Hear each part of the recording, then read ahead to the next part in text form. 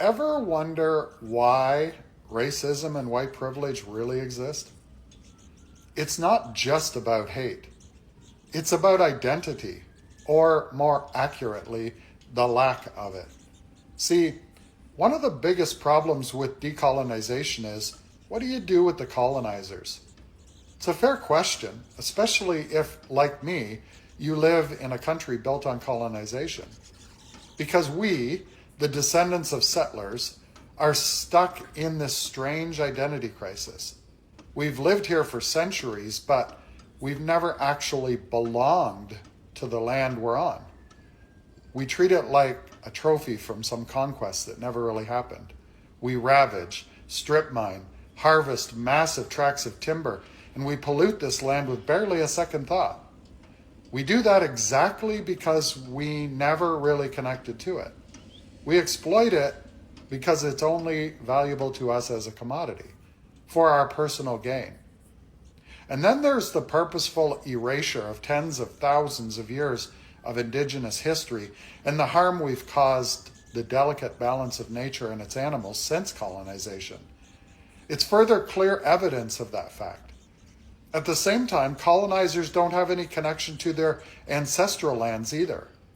For example, my ancestors hail from Ireland and Germany, and I know very little about either of those countries. I can't even imitate my genetically native Irish tongue or speak German. I have no connection to Europe. Not culturally, not spiritually, nothing. That thread was cut a long time ago. See, colonialism didn't just erase indigenous connection to the land, it also severed ours to anywhere else. So if we don't belong to the land we live on, and we don't belong to the lands we came from, who are we? That's why colonial identity so often shows up as either overt racism or indignant privilege.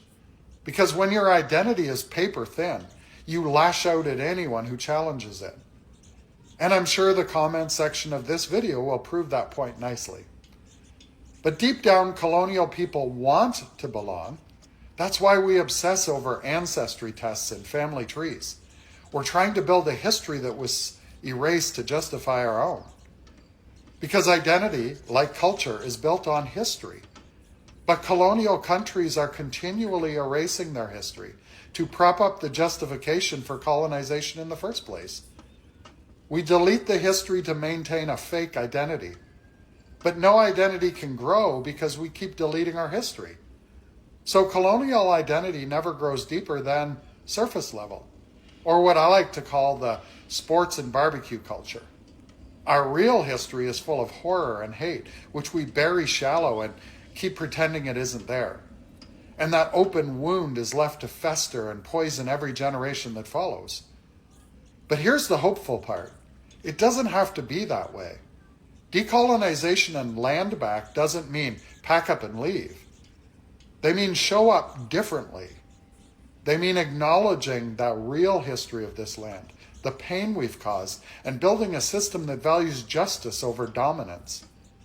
Because if we do that, if we finally stop hiding from our past, maybe we'll all stop wondering who we are and start building a future where everyone actually belongs. Anyway, something to think about. Peace out. And if you're not already following me, you should. It's going to be a ride. Hello brothers and sisters, welcome back to the channel once more. So today let's talk about this thing that many people fear talking about the most. So was this thing called racism made to divide poor blacks from poor whites? Was there fear when these people came together? Was it a threat to the wealth elite? Remember, I'm not here to divide masses. So take a look at these videos and I'll be back with a little discussion. Remember, all credit goes to the original creators of the videos. Off the top of my head for a minute. I'm not sure there's any other way out. I've done the math. I'm not sure there's any other way out of this outside of essentially white people destroying each other. Because, like, this country was built on white violence, specifically by white men. And I feel like that's the same way it has to crumble. And I think, like, as we have seen so many non-white communities take a step back, it has really highlighted and illuminated how fucking weak specifically white men are. Because you hear it all the time, right? If you touch my kid, I'll shoot you. If the government tries to take my guns, I'll exercise my Second Amendment rights. If you come for my neighbor, I'm coming for you. Like, all this shit, it just doesn't happen, dude. Like, the only violence that comes out right now is aimed at everybody that isn't white. And a few white people took the heat too, clearly. But I knew that peace shit was out the window, like, years ago. Like, peace rooted in white supremacy, which is just inaction and comfortability, will do nothing to fucking stop what's happening. And I think the reality is white people that do care right now are scared to go toe-to-toe with the white supremacist violence that destroys everything else.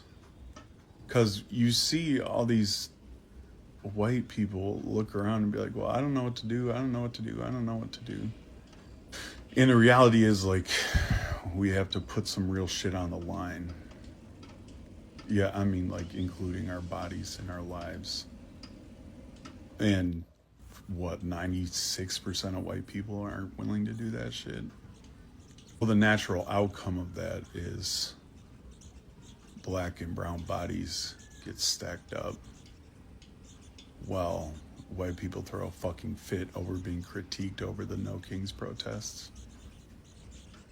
The white men that care right now, y'all need to be in the gym or at the range. Me personally, I'm not a fucking pacifist. I never have been. And again, this peace shit, the idea of peace that white people want to hold on to, this idea of basically non-confrontational approaches, literally just doesn't fucking work. So white violence built this country, and the destruction of the white body may make way for something new. I don't know. Just some thoughts. Especially, like, and I'll wrap it up, but especially seeing these white men go after kids at a protest or go after non-white communities all the fucking time. White men should be out there putting other white men's faces into the fucking concrete for doing any of that shit. That's just my opinion, though. But maybe that's because I'm white, and that's our nature is violence. Who knows?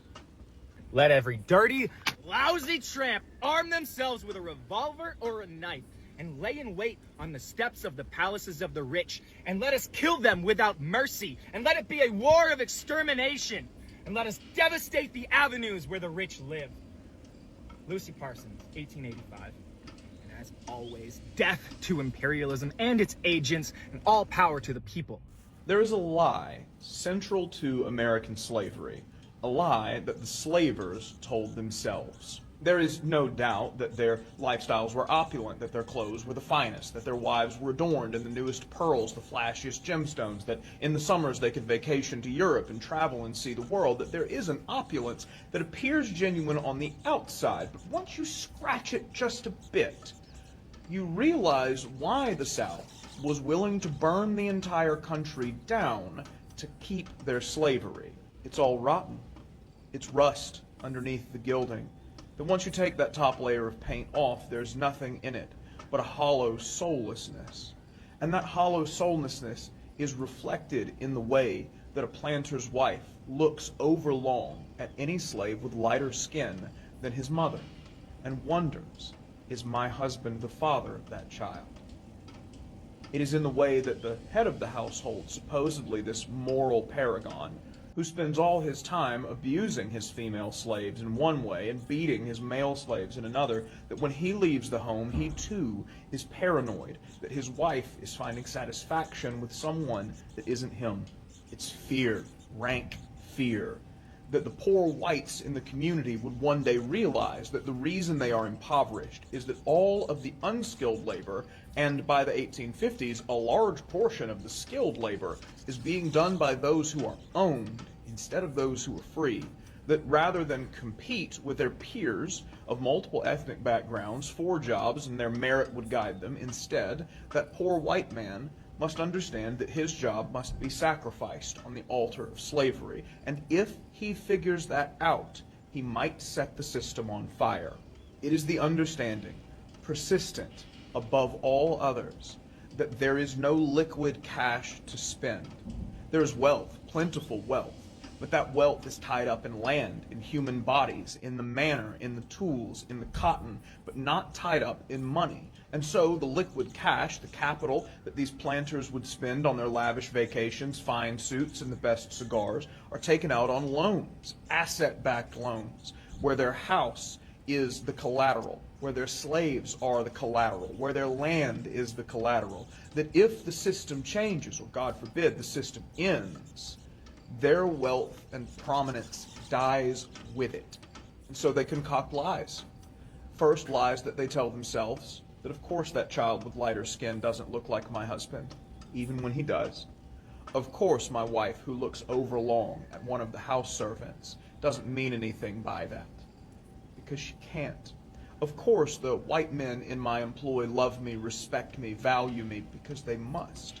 Of course the slaves are happy here, and wouldn't rip us apart if given the opportunity for all the pain we visited on them, because they must be. And so when it is Abraham Lincoln who ascends to the presidency, he is the tyrant for the South. He is here to steal your property and take your business and your home, not because he is, but because he must be. Thank you so much for your time. I hope you enjoyed the story. If you did, hit the button so the algorithm brings you back. See you next time. So a liberal or a centrist might agree with you that capitalism is destroying the planet, but then they'll look you dead in the eye and say, well, just show me one place in which socialism has ever worked. This is a rhetorical challenge naturalized by 75 years of propaganda.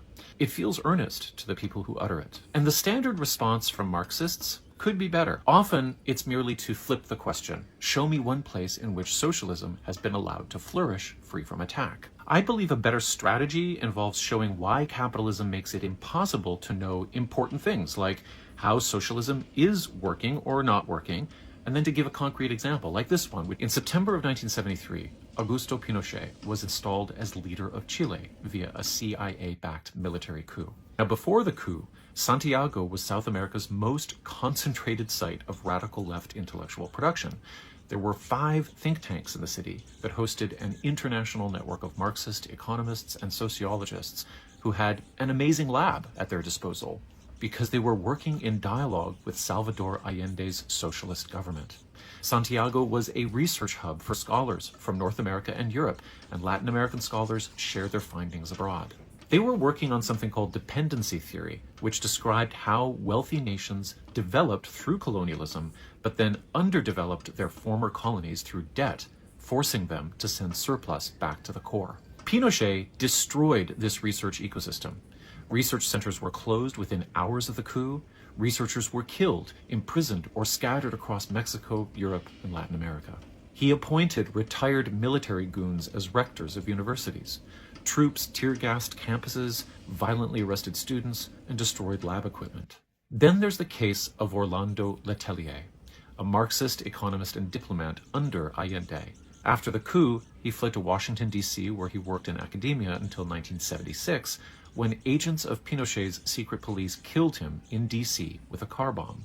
This was one of the first foreign state-sponsored terrorist attacks on American territory, because a CIA-backed right-wing dictator didn't like this guy's research on the flow of capital in Chile. So if you give an example like this, it still might feel remote to the centrist. But then you can say, capitalists and fascists never want people studying what's happening. Have you heard of all the medical, environmental, and climate scientists Trump has shit-canned? And they might recognize this because many pride themselves on being well informed. So you can show that capitalists don't want people to know important things.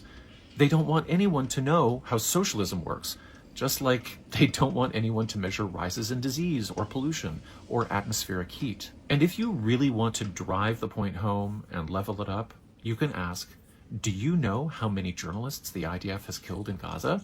And the answer is basically all of them. If you do nothing else today, nothing else today, please, I implore you to listen to this brilliant woman who has my utmost respect. Listen to the whole thing.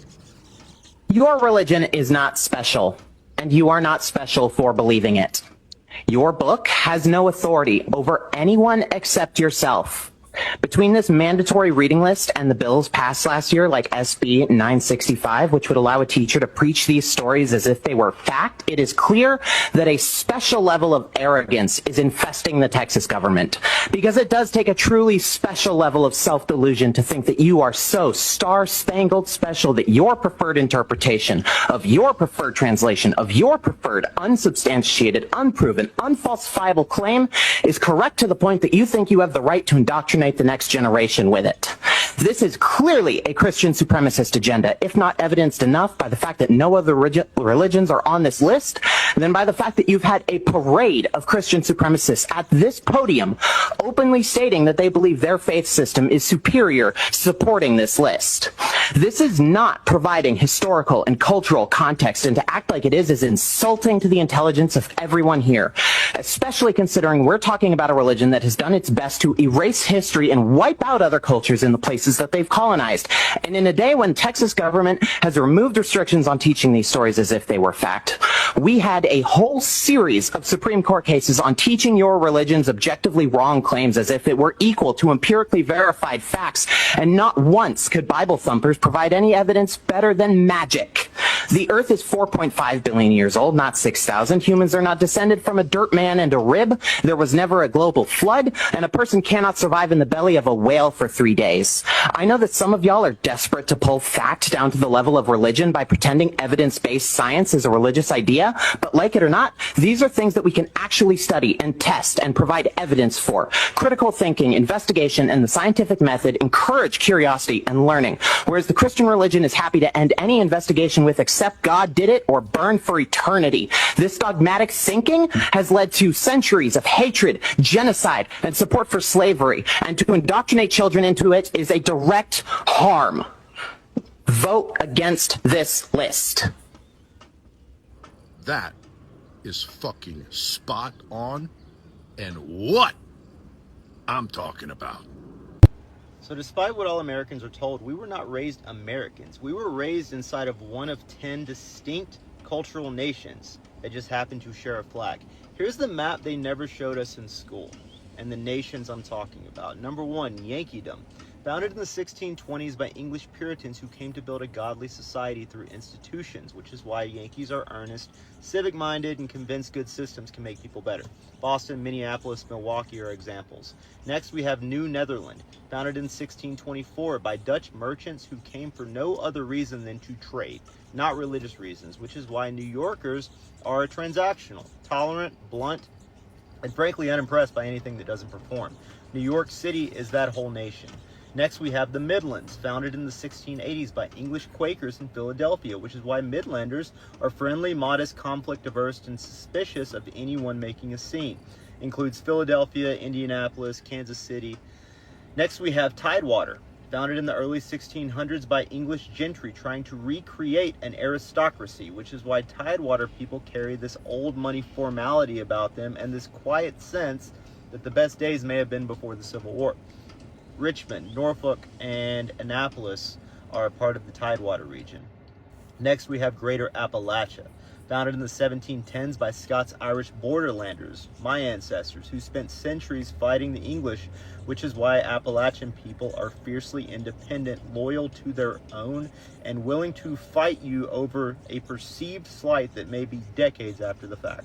Nashville, Pittsburgh, Knoxville, all included. Next, we have the Deep South, founded in the 1670s by Barbadian planters who built a rigid caste system to run the plantations, which is why Deep South culture runs on hierarchy, charm, and a long memory for who belongs there. Charleston, Atlanta, and Birmingham, all included there.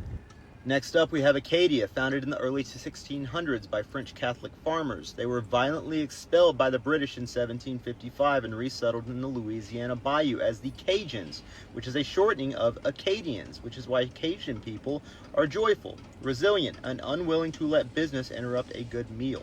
Lafayette and the parishes west of New Orleans are the best example. El Norte, founded in the 1500s by Spanish Catholic settlers, the oldest European culture in America by a full century, which is why Norteños are independent, family-centered, and carry a confidence that doesn't need outside validation. San Antonio, El Paso, Albuquerque, good examples. Next, we have the Far West, founded in the 1800s, not by settlers, but by corporations and the federal government hiring labor to extract resources, which is why Far West people prize self-reliance and carry a chip on their shoulder about being acted upon by distant powers. Denver, Salt Lake City, Phoenix, all part of the Far West, including like Wyoming, Idaho, etc., Boise, Montana, etc. And then finally, you have the left coast, founded in the 1840s by the New England Yankees who sailed around the continent bringing utopianism with them, which is why left coasters are very idealistic, very earnest, and have zero patience for irony about the values that they practice where they live. San Francisco, Portland, Seattle, main examples. So you have 10 nations, 400 years of settlement. Every American city is running one of these as its cultural operating system. Sometimes two in the case of New Orleans, which is basically Acadia plus Deep South. That's why it can't peak, that's why it can't be replicated. But once you know which nation your city is running in, and which nation you are basically from, everything about the currency of the place you live, everything about how your family thinks politically starts to make a little bit more sense. Whether you're more collectivist, whether you're more libertarian, whether you're a little bit more progressive, whether you're a little bit more conservative. Voting patterns follow these 10 nations as well. And so chop it up in the comments. Hope this was really informative. Let me know where you live. Let me know what nation, quote unquote, you're part of. As always, be civil, be constructive, but I want to hear what you think. All right, peace. Welcome back, my brothers and sisters. So something has really come out from these videos. For me, it's about how people are openly coming out, talking without fear about colonization and identity. There is this man that has said that racism did not just come from nowhere. According to him, racism was connected from conquest, power, and people trying to create a new identity for themselves after settling on land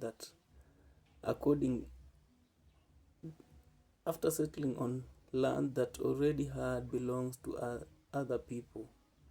He explained that many settlers came from Europe, but after generations passed, they lost connections from where they originally came from. At the same time, they never fully connected with the land they settled on because that land belongs to the native people there that already had their own culture and history. So he believed this created an identity crisis that still exists today. Now, whether you agree or not with him, you can understand why these conversations are getting more attention everywhere. A lot of people today are questioning history and asking why racism and inequality still continue even after all these years. Another thing that he talked about is how colonization affected not only native communities but also the environment and culture. He was saying that when people only see land as something to profit them, they explore it without caring about long-term damage. That is why many activists today connect the things like racism, climate problems, and economic inequalities. But I also think that it's important to be balanced when talking about these topics. Not every white person today creates these systems, and not every person benefits in the same way. There are poor people, struggling families, and communities of all races dealing with hard situations. At the same time, history still matters because many systems that exist today were built during times of segregation and discrimination. One thing that I notice is that many people online are frustrated because they feel that racism never fully disappeared. They believe it just changed forms. Instead of segregation like in the past, they say discriminations can now happen through things like housing, education, and jobs and policies, opportunities. That's why many activists keep speaking out and demanding change. But I think one of the biggest problems today is division. People are becoming more angry with each other every single year. Social media makes it even worse. People's, because people are constantly fighting, blaming each other, and attacking one another instead of having real conversation. Some parts of the video became very extreme when people start talking with violence and conflicts. Personally, I do not think violence is the answer. History already shows us that violence creates more pain, hatred, and suffering. Real change happens when people organize themselves peacefully, educate themselves, vote, build communities, and hold leaders accountable. Because if everybody starts seeing each other as enemies, society only becomes more dangerous and unstable.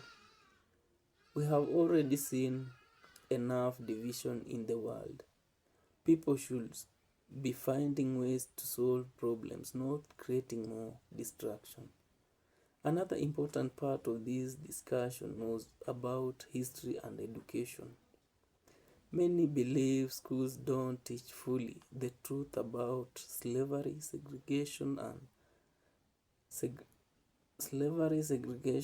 colonization, and the treatment of the Native Americans. After other find history is sometimes tough on a ways that it creates division instead of understanding. The truth is history is complicated because America achieved many things as a country, but it also have painful chapters in its past. Ignoring those chapters does not make them disappear. At the same time, constant fighting each other over history without trying to move forward also does not help. I also found it interesting when they talk about identity in America. One speaker explained how different regions of America develop different culture because of the people who settled there. That actually makes sense because America is such a large country with many different backgrounds, traditions, and beliefs. Let's say a culture in New York is different from the culture in Texas, and different from California and Illinois. That's why political arguments in America are so intense. People are not only disagreeing on policies, they disagree about identity, history, religion, culture, and what kind of country they want America to become in the future. Another thing many people keep bringing up is the economic side of racism. Some believe racism was used historically to divide poor people and stop them from uniting together. They argue that if poor black people and poor white people work together, they will change the system that is benefiting the wealthy elite. Instead, division kept people separated.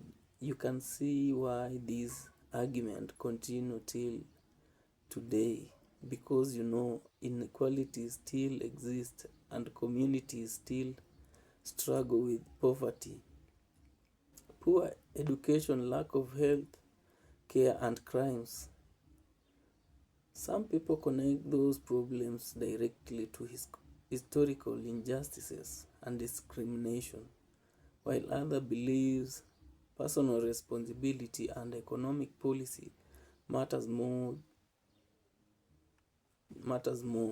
That debate is still going on every day. The conversation about religion in the video was also controversial.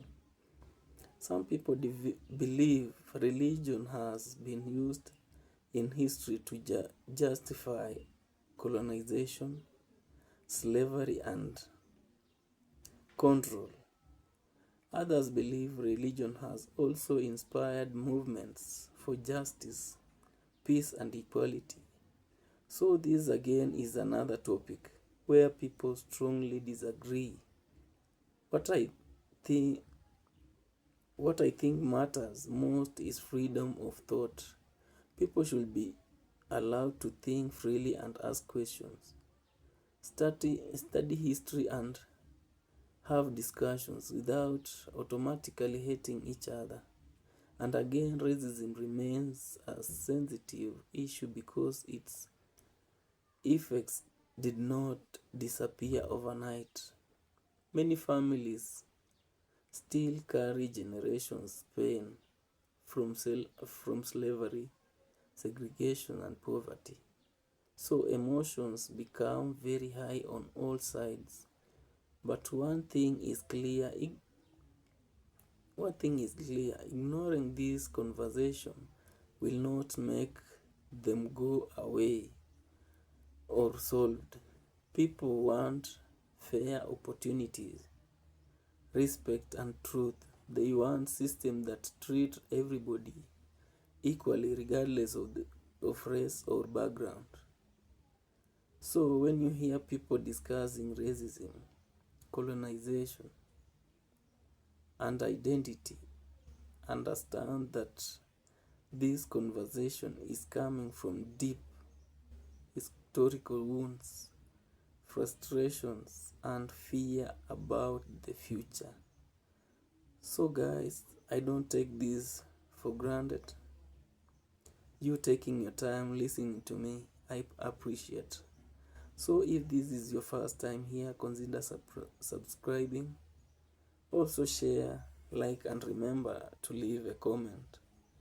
See you on my next episode.